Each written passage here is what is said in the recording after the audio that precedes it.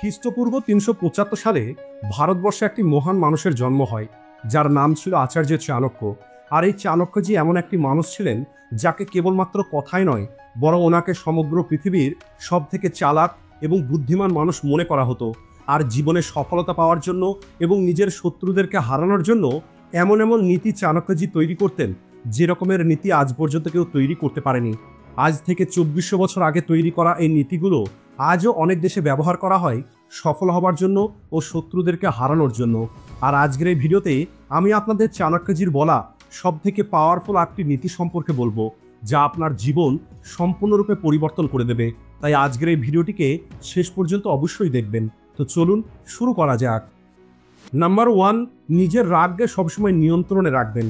আমাদের ছোটবেলা থেকে আমাদের বাবা মা এবং আমাদের টিচার আমাদেরকে এই কথাটাই শিখিয়েছে যে রাগ আমাদের সফলতার পথে সবথেকে বড় বাধা।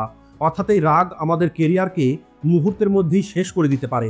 চাণক্যজি বলেন, রাগের সময় একটি মানুষের না বুদ্ধি কাজ করে আর না তার শরীর কাজ করে, আর এই দুটো জিনিসই রাগের সময় নিয়ন্ত্রণের বাইরে চলে যায়।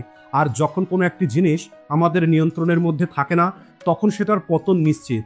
কারণ রাগের মধ্যে আমরা এমন কিছু করে বসি যা পরবর্তীতে সংশোধন করাটা আমাদের জন্য সম্ভব হয় না। তাই আপনাকে মনে রাখতে হবে, আপনার শত্রু আপনাকে রাগিয়ে দিয়ে তার জালের মধ্যে আপনাকে ফাঁসিয়ে দেবে, আর আপনাকে দিয়ে সেই সব কাজ করিয়ে নিতে পারে যে কাজগুলো সে আপনাকে দিয়ে করিয়ে নিতে চায়। আর আপনি না চাইলেও আপনি রাগের মধ্যে সেই সব কাজ করে ফেলবেন যে কাজগুলো আপনার করা উচিত ছিল না।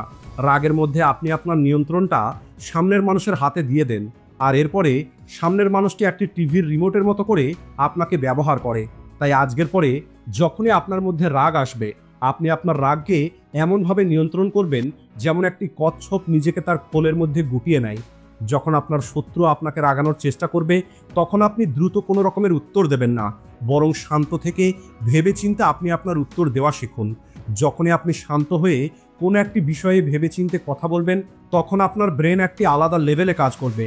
আপনার ব্রেনে হাজারো উত্তর থাকবে সামনের মানুষটিকে দেবার জন্য, যে উত্তরগুলো হয়তো রাগের সময় আপনার ব্রেনে আসবে না। নাম্বার 2, মিষ্টি কথা ব্যবহার করুন। চাণক্যজি বলেন, যে মানুষ মুখে কটু কথা বলে তাকে ধ্বংস হওয়া থেকে কেউ আটকাতে পারবে না। উদাহরণ হিসাবে মনে করুন, পাশাপাশি দুটো দোকান আছে, আর ওই দুটো দোকানেই চাল বিক্রি করে।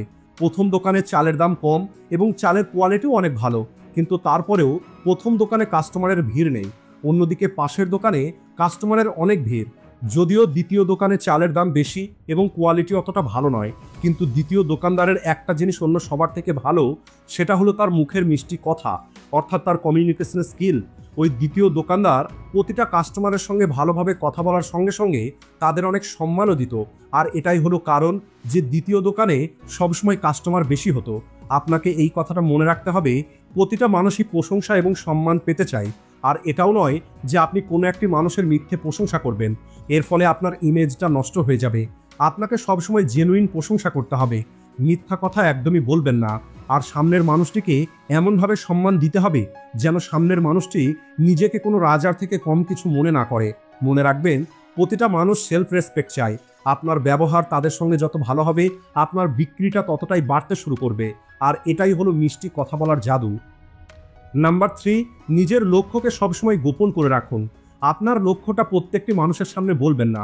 আপনার লক্ষ্যকে অন্য মানুষের থেকে লুকিয়ে রাখাটাই বুদ্ধিমানের কাজ। মৌর্য সাম্রাজ্য তৈরি করার জন্য চাণক্যজি কখনোই চন্দ্রগুপ্তকে এটা বুঝতে দেয়নি যে আসলে উনি কী চান। চাণক্যজি সবসময় নিজের মনের মধ্যে প্ল্যানিং তৈরি করতেন। যদি চাণক্যজি ওনার লক্ষ্যটা সবাইকে বলে দিতেন, তাহলে মৌর্য সাম্রাজ্য কখনোই তৈরি হতো না। আর এই কথাটা চাণক্যজি খুব ভালোভাবে জানতেন, আর এই কারণেই নিজের লক্ষ্য কাউকে না বলে সেটা গোপন করে রেখেছিলেন। তাই আপনিও আপনার লক্ষ্য গোপন করে রেখে আপনার লক্ষ্যের জন্য কাজ করুন।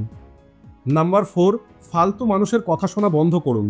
যে মানুষগুলো আপনার কনফিডেন্সকে ভেঙে দেয় অথবা আপনার ব্রেনের মধ্যে নেগেটিভ কথা প্রবেশ করিয়ে আপনাকে কনফিউজ করার চেষ্টা করে, যেমন তুমি এটা করতে পারবে না, এটা তোমার দ্বারা সম্ভব নয়, এটা করলে তোমার এই ক্ষতি হবে, ওটা করলে এই ক্ষতি হবে, তাহলে বলি, এমন মানুষগুলোকে সবার আগে আপনি আপনার জীবন থেকে দূর করে দিন।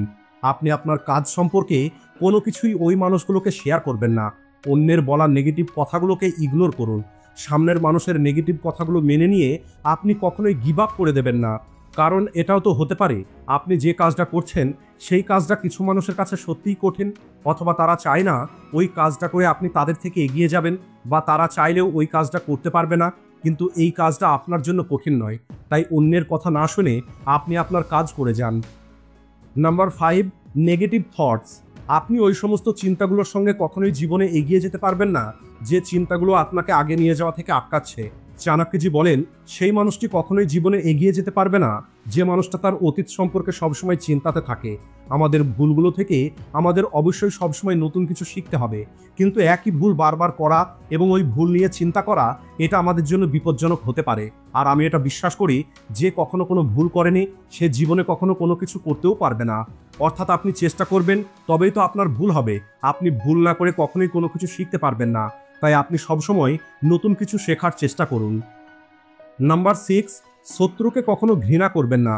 চাণক্যজি বলেন, আপনি আপনার শত্রুকে সবসময় ঘৃণার চোখে দেখবেন না, বরং তাকে একটি বন্ধুর চোখে দেখে তার শক্তি সম্পর্কে অনুমান করুন। কারণ যখন আপনি আপনার শত্রুকে ঘৃণা করবেন, তখন আপনি কেবলমাত্র তার দুর্বলতাগুলোকেই দেখতে পাবেন, তার শক্তি সম্পর্কে আপনি কোনো আন্দাজ করতে পারবেন না। আর এরপরে আপনি কোনো রকমের প্ল্যানিং ছাড়াই তার সঙ্গে প্রতিশোধ নেবার চেষ্টা করবেন, আর এর পরিণামে আপনি সেখানে হেরে যাবেন। তাই যদি আপনি আপনার শত্রুকে পরাজিত করতে চান, তাহলে আপনাকে তার সম্পর্কে জানতে হবে। আপনি যদি জানতে পারেন কোনো একটি মানুষ হলো তার শক্তি, তাহলে সেই মানুষটিকে আপনার দিকে নিয়ে আসার জন্য আপনার সর্বোচ্চ শক্তি লাগিয়ে দিন। যদি আপনি জানতে পারেন কোনো একটি স্কিল অথবা নলেজ হলো তার শক্তি, তাহলে আপনিও আপনার স্কিল ও নলেজকে বাড়িয়ে তুলুন। Number 7, goodwill. আপনার গুডউইলকে কখনোই ড্যামেজ হতে দেবেন না। আমরা আমাদের টাকাকে সেভ করে রাখি যাতে খারাপ সময়ে সেই টাকা আমাদের কাজে আসে, আর এটা অনেক বেশি প্রয়োজন। কিন্তু গুডউইল হলো এমন একটি জিনিস যেটা টাকার থেকেও অনেক বেশি ইম্পর্টেন্ট।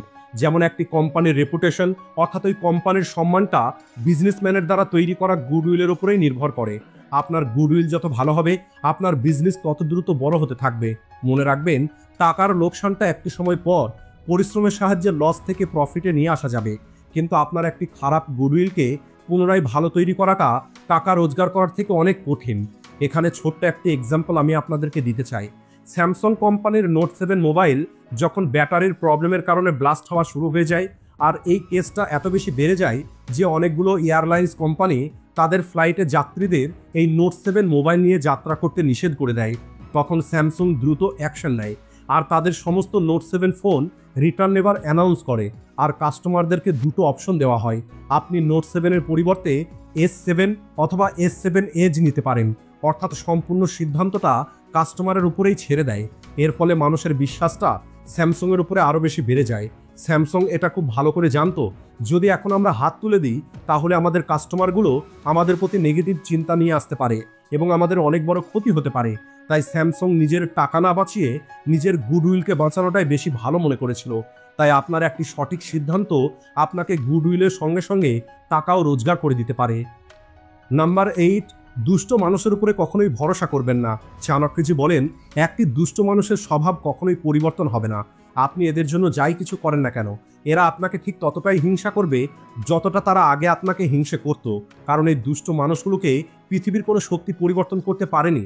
সেখানে আপনি আমি তো খুবই ছোট মানুষ।